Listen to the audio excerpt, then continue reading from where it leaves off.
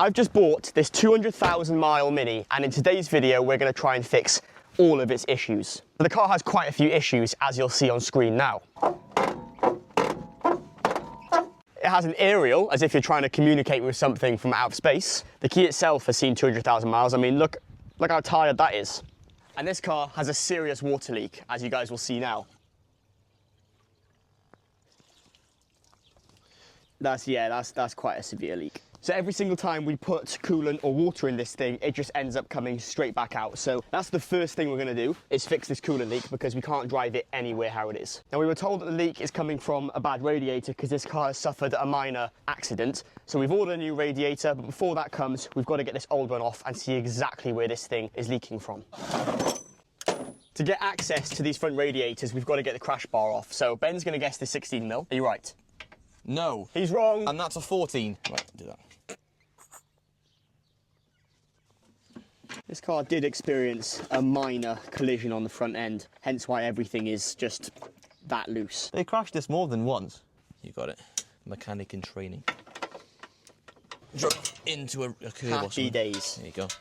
That might be where we're leaking from. In fact, we are. Well, then why was it coming from the left? I have no idea. Interesting. So this thing didn't do a very good job because it's completely uninjured, whereas everything else is. However, you might be wondering where the leak is coming from, and that we still haven't fully diagnosed yet, but we have got quite a leak on what I'm guessing is the air conditioning rad on the front. And while we are talking about that, we're not putting a new air conditioning rad back on the car, purely because the goal for this car isn't really to have air conditioning. This radiator is barely held on. So when Sir Ethan comes back, he's gonna have to figure out how to do it properly. I mean, there's an awful lot wrong with this car. I didn't realise it was as bad as this, but it is. Right, aircon lines, in theory, have been disconnected. Now, the correct procedure when removing something like that is to degas the air conditioning, but we can reassure you that there was no aircon gas left in that thing at all. No pressure was leaking. It was all fine. So the aircon rad has now been removed. We want to actually find out where this is leaking from, because it was coming from the left-hand side of, you know, the way we're looking right now.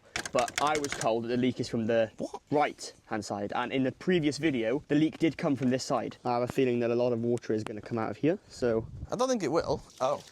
Yep. It did. It was not as much as I was expecting. Now, the front radiator hasn't actually arrived yet, but before it does arrive, we just want to have a brief look to see more of this kind of engine, to see how bad it actually is. Bear in mind, this has done 200,000 miles. Now, Ben and I both think that this is a new water pump, or a somewhat new water pump, because if you look at the rest of the gearbox and the engine block, etc., this is in really good condition. And there's a few key signs that this has been replaced. This top Jubilee clamp up here isn't really on properly, and also I'm pretty sure this attachment isn't factory, the way it's got two Jubilees here, and I'm just a bit skeptical of this pipe. This looks a bit sorry for itself and looks like it's seen a lot of salt water. Never mind the oil leak, that is purely there just so the car doesn't rust. Now, looking at the old radiator, we're just trying to find out roughly where the leak is on this thing, because when it was leaking, it was coming from this bottom right-hand corner. But I would say, judging by the rest of the radiator being pretty dry, but this bottom corner being quite moist and quite wet, I would say that it did spring the leak from down here.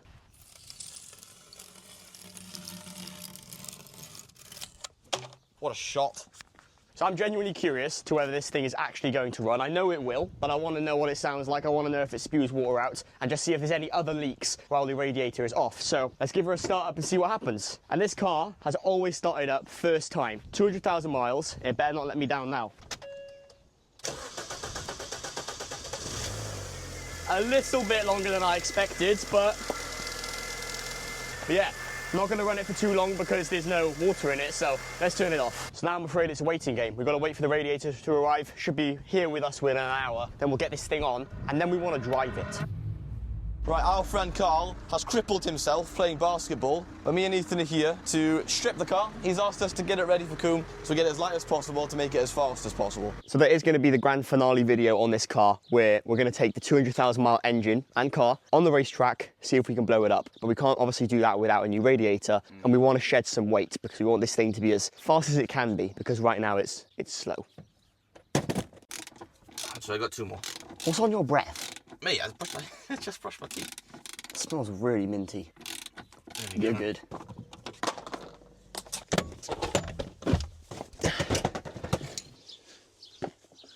It runs, and me and Carl are bleeding the coolant system.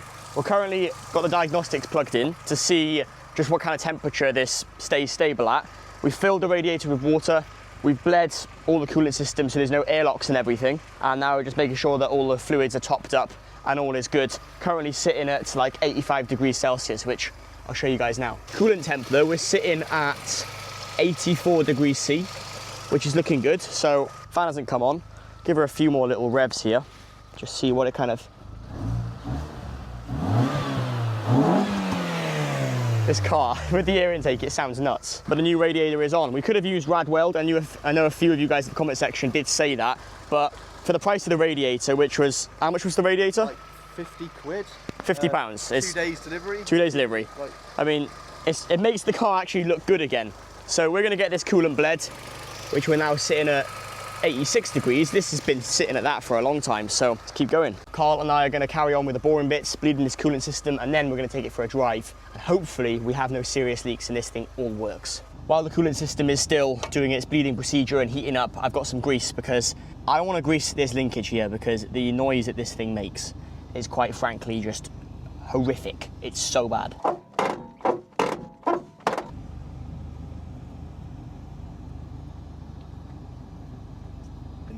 you want to stop it now. All greased up, so it's better.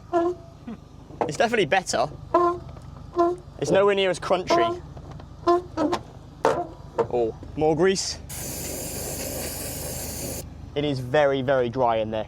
Like, the hinge is just a rusty piece of metal. I'm gonna count that as a fix. As long as we open it from like here to there, all is good. So it is a lot better. The action's smoother, it's just the sound. Yeah. If we pan back to what that sounded like originally, compared to how it sounds now, I'm gonna count that as a success. Now that that's out the way, let's check the coolant temp. We're currently looking at 99 degrees C, so if that stays around that mark, the 100-degree mark, then I'm gonna call that happy days. Let's check the front for any leaks. So far, all seems good. No obvious leaks on the front, and underneath, bone dry. Not a single leak at all, so I'm gonna count that. The last time I was in this Mini, taking it for a drive, it was a interesting disaster, so hopefully today all goes well. New radiator on, car is stripped, ready for some track use. Reverse gear is a pig to get into. See what I mean? There we go, stalled it. We have movement for the first time in like 2 months, I think. All right, let's hop on the private. We have life and we have movement. The car moves. It moves, it doesn't sound good, but it moves. We got an airbag light or some sort of restraint system, but I'm guessing that's because there is currently nothing inside the car, if you look in the back, apart from myself, so. This thing's so cool. The induction on this is really good now.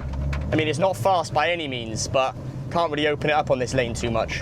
Just checking the coolant temp on the live diagnostics while we're just cruising, and all seems to be good. Been driving it for a solid, like, I'd say 20 minutes now, and I'll show you the temperatures. Now, when I first started recording, this was on 103 degrees, and it's now dropping to like 96. So I'm gonna count that to be all good. Put my foot down a minute. All seems good. All seems good. Car is very slow, but it sounds good. 200,000 miles, guys.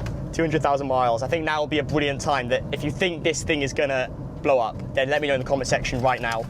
And if you don't, then let me know in the comment section that you don't think it's gonna blow up. Well, I can actually report back that there's no leaks, there's no holes, there's no leaks. Everything's good. Everything up top is completely dry, and everything underneath is completely dry. Radiator's holding up really well. It's doing its job perfectly. I think we've successfully bled the coolant system, so I think the next thing for this is get this thing on track. I mean, yeah, arguably the M3 should be going on track because that's a much more suited car for being on track, but I think this thing is just gonna be incredible to go round. Well, all being well, the next clips on the video will be us heading to the track day. If there's any other niggles and any issues, then obviously that'll be added in the video, but yeah, hope you guys are enjoying so far. So I'm ending this video on a bit of a different perspective. And the reason being is this Mini isn't safe. Now, I'm not gonna make this long-winded, however, we're gonna put a pause on the 200,000 mile Mini. I found some stuff which I don't feel comfortable taking this car around track with, but that's not to say that we're not gonna do a lot more with this car. So at this point in time, I have something very, very big coming to the channel, possibly the best car that we're ever gonna showcase. And I'm actually out and about getting it today. So don't be disappointed. This car is going to be incredible and you guys are going to love it. But I thought I do need to just let you guys know what the deal is with the 200,000 mile Mini. But there we go. As always, if you guys enjoyed the video, then you can give it a thumbs up. You can also like, comment, subscribe, do all that stuff. I'll catch you guys in the next video. Thank you very much for watching today. Bye for now.